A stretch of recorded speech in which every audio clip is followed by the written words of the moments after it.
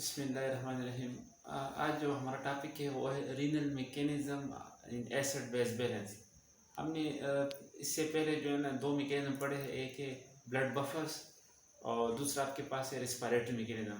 लेकिन वो दोनों जो है ना वो टेम्परेरी रोल अदा करते हैं। जो परमानेंट सोल्यूशन है एसिड बेस डिस्टर्बेंस में वो आपके पास रीनल मैकेनिज्म आएगा। तो रीनल मैकेनिज्म में जो है ना ये किडनी हिस्सा लेगा। किडनी ये कैसे काम करता है, तो शायद आपको इल्म हो कि हमारा जो ब्लड पीएच है वो 7.4 है, लेकिन जो यूरिन का पीएच होगा वो तकरीबन 6.4 से नीचे आएगा, 6.5 से नीचे आएगा, अप टू 4.5 तक वो हो सकता है। तो आपके जहन में सवाल पैदा होगा कि यूरिन जो है ना आपका छोटा पेशाब ये एसिडिक हो गया, क्योंकि ब्लड जो है ना आपके पास लाइटली बेसिक है। तो ये कैसे ये पीएच जो है ना इस 7.4 से ब्लड पीएच जो है 7.4 से कैसे ये यूरिन पीएच 4.5 तक आ गया। इसका मतलब है कि कुछ एसिड जो है ना हाइड्रोजन आयन वो ब्लड से जो है ना यूरिन में जो है एक्सक्रीट हो रहे हैं। अब ये कौन कर रहा है? ये किडनी कर रहा है। इस मैकेनिज्म को जिसमें किडनी जो है ना आपका पीएच बरकरार रखता है, इसको कहते हैं renal mechanism of acid base balance. Renal mechanism of acid base balance.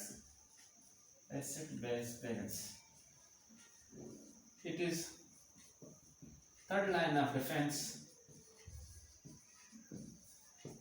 पहले जो आपने दो पढ़े थे, buffer first line of defence, respiratory mechanism second line of defence.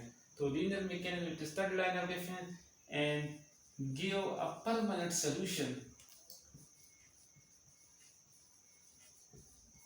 solution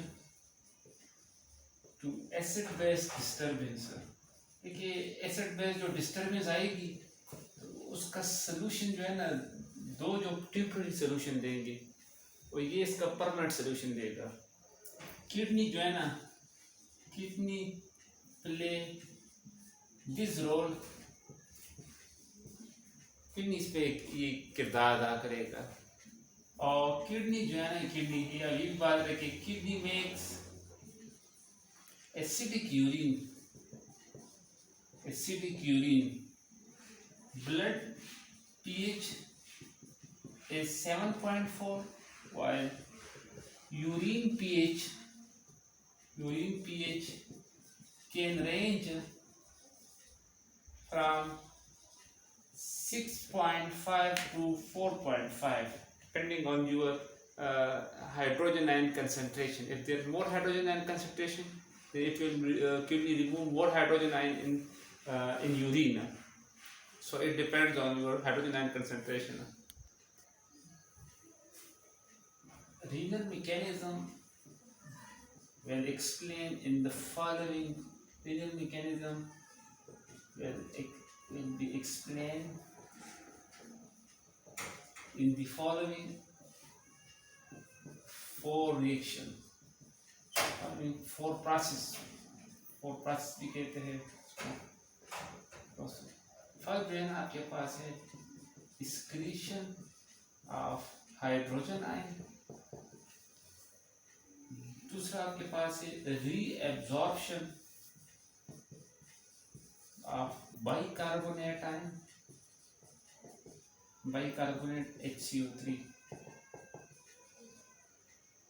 तीसरा है excretion of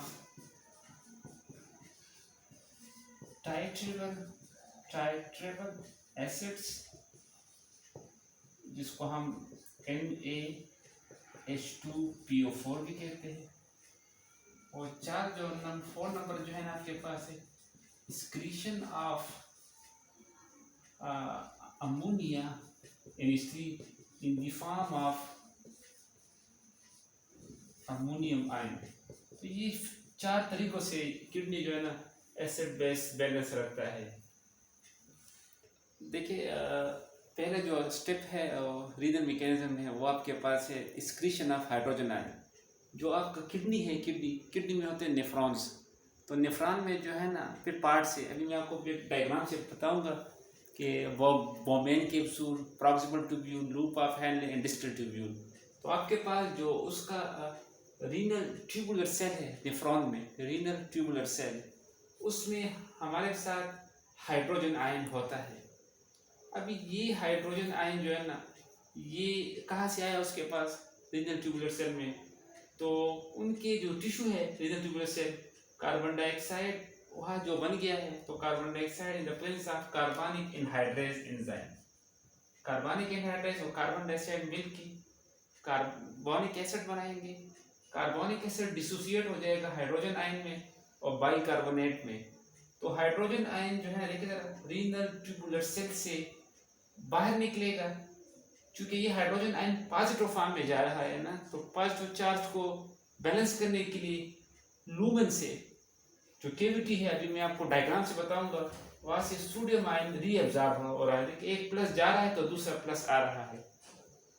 इस तरह ये रीनल ट्यूबुलर सेल से फिर ये सोडियम आयन ब्लड में चला जाएगा, और इस तरह जो बाइकार्बोनेट बन रहा है ना, ये भी आपके पास ब्लड में रीअब्जॉर्ब हो रहा है।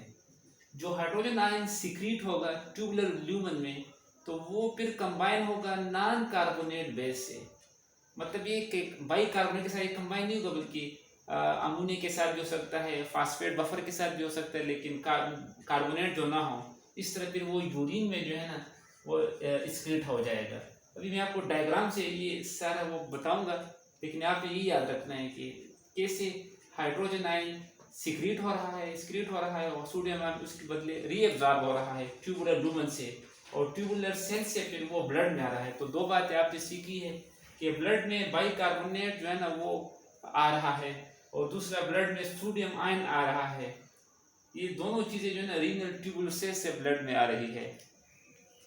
ये डायग्राम जो है ये नेफ्रॉन की है, किडनी जो है ना जो यूनिट्स है इसको नेफ्रॉन कहते हैं।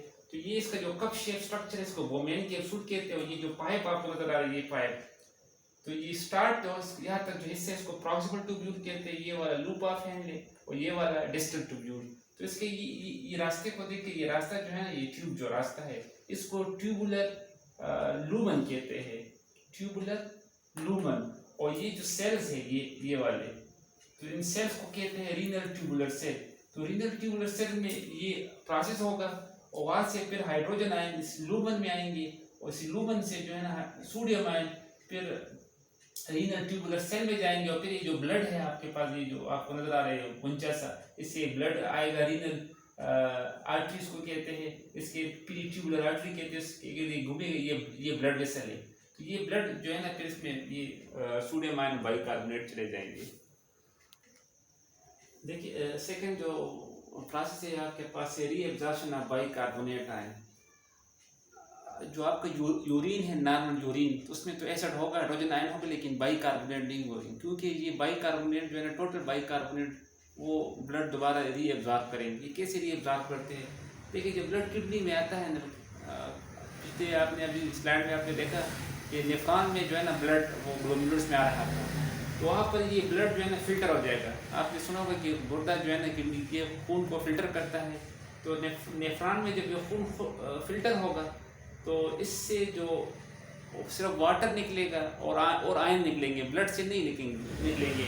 तो उसमें बाइकार्बोनेट जो है ना वो फिल्टर हो जाता है, और ये बाइकार्बोनेट जो है ना ये ट्यूबुलर लूमन में आ जाते हैं। जो आपने वो पाइप से देखी थी ट्यूबुलर लूमन की, ये वाली देखिए जरा, यहाँ से जो ब्लड था वो फिल्टर होकर इस तरह लूमन में आ गया। तो इस लूमन से जब अभी ये बाइकार्बोनेट कैसे अभी ब्लड में आएगा, तो आपने देखा कि कार्बन डाइऑक्साइड जो है ना, कार्बन डाइऑक्साइड और वाटर मिलके कार्बोनिक एसिड बनाते हैं रीनल ट्यूबुलर सेल में, उनसे हाइड्रोजन आयन बनता है, और ये हाइड्रोजन आयन जब सीक्रेट होगा ट्यूबुलर लूमन में, तो वहाँ पर जो बाइकार्बोनेट ब्लड से फिल्टर होके आया है, तो ये कंबाइन में कार्बोनिक एसिड बनाएगा कार्बन डाइऑक्साइड, फिर ये कार्बन डाइऑक्साइड लूमन से फ्रीली डिफ्यूज होगा और ट्यूबुलर सेल में आएगा, और फिर ये ट्यूबुलर सेल में दोबारा ये प्रोसेस करेगा। तो जब देखे जरा, ये कार्बन डाइऑक्साइड जो लूमन से ट्यूबुलर सेल में आए हैं, इन्होंने कार्बोनिक एसिड बना है, और कार्बोनिक एसिड से हाइड्रोजन आयन बन के निकल गया है। जब हाइड्रोजन आयन निकलेगा तो सोडियम आयन एब्जॉर्ब होगा, और फिर ये सोडियम आयन और बाइकार्बोनेट ये दोबारा जो है ना ब्लड में रीअब्जॉर्ब होते हैं। तो नेट गेन क्या हुआ, एब्जॉर्प्शन ऑफ सोडियम बाइकार्बोनेट हुआ और एक्सक्रीशन ऑफ हाइड्रोजन आयन हुआ। थर्ड जो मैकेनिज्म है वो excretion of ammonia in the form of ammonium ion. अभी आपको पता है कि अमोनिया जो है ना in history, ammonia is formed, जिसम में अमोनिया बनता है, ammonia is form from glutamine. Glutamine is amino acid. देखिए ग्लूटामिक एसिड होता है, तो जिसम में जब अमीनो एसिड की मिकदार ज़्यादा हो जाए तो फिर इन अमीनो एसिड को जो है ना स्टोर करना होता है। तो अमीनो एसिड को कार्बोहाइड्रेट में कन्वर्ट करेंगे और इससे अमोनिया अमाइनो ग्रुप निकालेंगे और ग्लूटामेट को देंगे तो इससे ग्लूटामीन बन देगा। तो ग्लूटामीन जो है ना, इससे अमोनिया हम कैसे बनाएंगे, तो ammonia is form from glutamine in renal tubular cell. मैं आपको बताऊंगा कि कैसे बनता है, by enzyme glutaminase. Glutaminase enzyme जो है ना, ग्लूटामिनेज एंजाइम ग्लूटामीन से अमोनिया बनाएगा। The ammonia diffused into tubular lumen where it